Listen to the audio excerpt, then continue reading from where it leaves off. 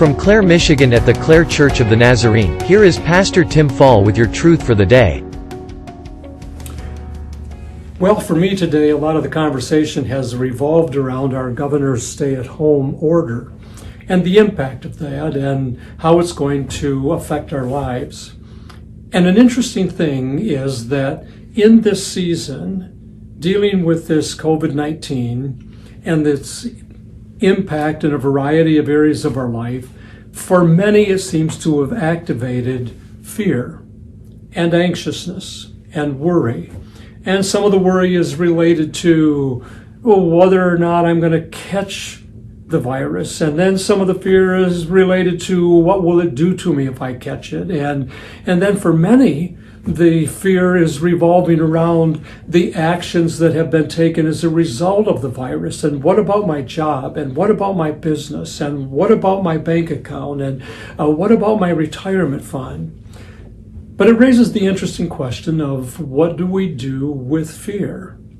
I'm told that the Bible has 365 different references regarding fear. I did not try to count those. But I know that one of the verses that's a favorite for a lot of us comes from Isaiah, the 41st chapter. And in the 10th verse of that chapter, you'll recognize these words that simply tell us, "Do not fear, for I am with you. Do not be dismayed, for I am your God. I will strengthen you and help you. I will uphold you with my righteous right hand." And we read these admonitions, and often I find myself thinking, okay, how do I do that? How do I stop fear? There's two things that I want to just ask you to consider briefly today. If we go back to that verse again, we are admonished, "Do not fear, comma, for I am with you." I think one of the keys is, who are you doing life with? Who are you hanging out with?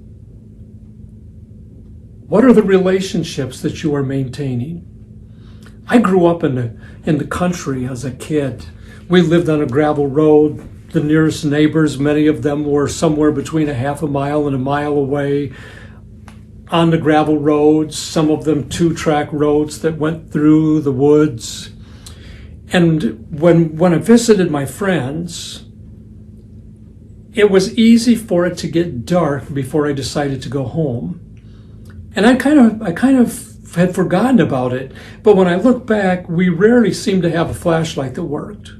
And if you did have a flashlight, you typically got it out, and it seemed like you would turn it on, and there'd be almost no light or none. You'd whack the flashlight a couple of times, and it would turn on a often warm yellow light that began to dim and often would go out in just a few minutes. So I ended up coming home on those dark gravel roads or 2 tracks through the woods in the dark.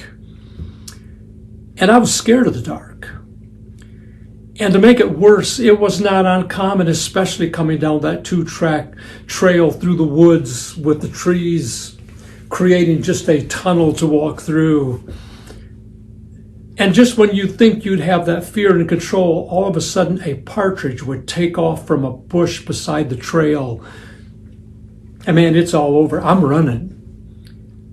And if you have run in a gravel road, you know that the harder you run, the more that your feet will kick up loose stones and gravel that land in the road behind you. And it sounds just like somebody is running behind you right on your heels. And then I would see the lights of home. And the closer I would get to home, I'd slow down, catch my breath so that I could casually walk in the door and hope that nobody knew that I was afraid. But I remember many times of being in the dark when I was with my dad. And I do not ever remember being afraid. He had no weapon. He had nothing with him that I can look back and recall. He could have saved me from the bear or the cougar or whatever it was that I thought was going to get me, but I was not afraid when I was with him. When we go back and look at that scripture, I think there's a significant clue there. Do not fear, for I am with you. And I think one of the significant keys in life is not doing life alone. We just recently talked about Jesus disappearing often for the purpose of finding a place to talk to his Father. What we're talking about is relationship. We're not created to do life alone, but we are created to do life in relationship with Christ. And when he is with us, it changes everything. And I think another thing that we need to consider is that we know the end of the story. I don't know about you, but I remember many times of watching the movie, reading the book, and I already knew the outcome. I already knew that in the end it would be all right. And that would alleviate the fear. And we know the end. The Apostle Paul said, if I live, that is Christ. And if I die, that'll be gain, because he knew the outcome. And as followers of Christ, we can know the end of the story. We know where we're headed. And so whatever today might bring, and it may bring some worry, and it may bring appropriate concerns, but if we're walking with Christ, and we know him, and we know the end of the story, it certainly changes the perspective in this season, in this day that we are living in. If you wish to donate to the Clare Church of the Nazarene, please visit our website. You can also join our community on Facebook.